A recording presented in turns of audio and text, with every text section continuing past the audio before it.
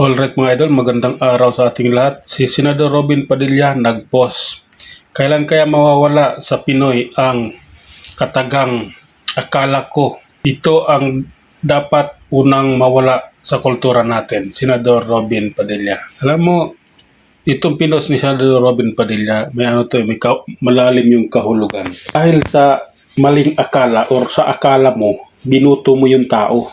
Dahil sa akala mo or sa akala ko, binuto ko mula gobernador, congressman, vice gobernador, congressman, mga board member, mayor, vice mayor, konsihal.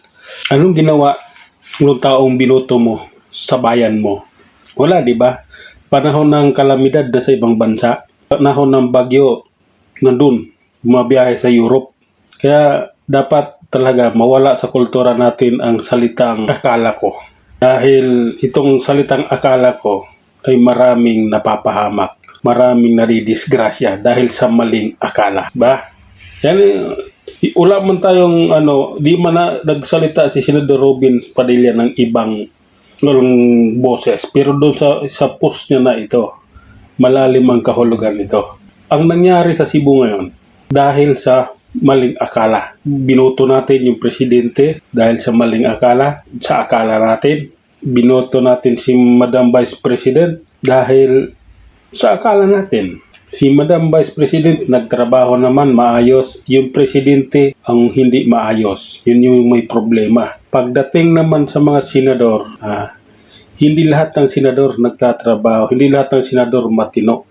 Karamihan dyan, pira lang din ang habol. Diba? Ang daming insertion ng mga pera. Ang daming pinagdadagdag.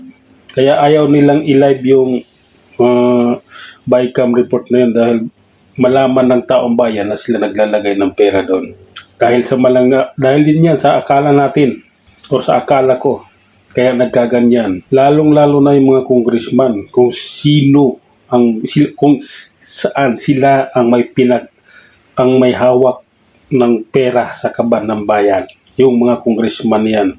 At sila rin ang may hawak na mga project sa bawat distrito nila. At sila rin ang malaking kinikita dahil kontraktor at congressman ang nag-uusap.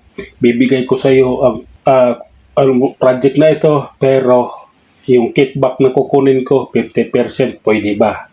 Siyempre si kontraktor papayag para mayroon siyang project. Di ba? Sa akala natin yun. Dahil sa maling akala, kaya tayo nagkaganito ngayon. Lahat tayo nadali na sa maling akala at sa akala ko. Kaya sa susunod sana, kalimutan na natin o tanggalin na natin yung salitang akala ko. Kailangan sure na tayo. Hindi na pwedeng manaig ang akala ko. Kailangan mawala na yan. Dahil sa maling akala, nagkaganito tayo. Hanggang sa muli, maraming salamat.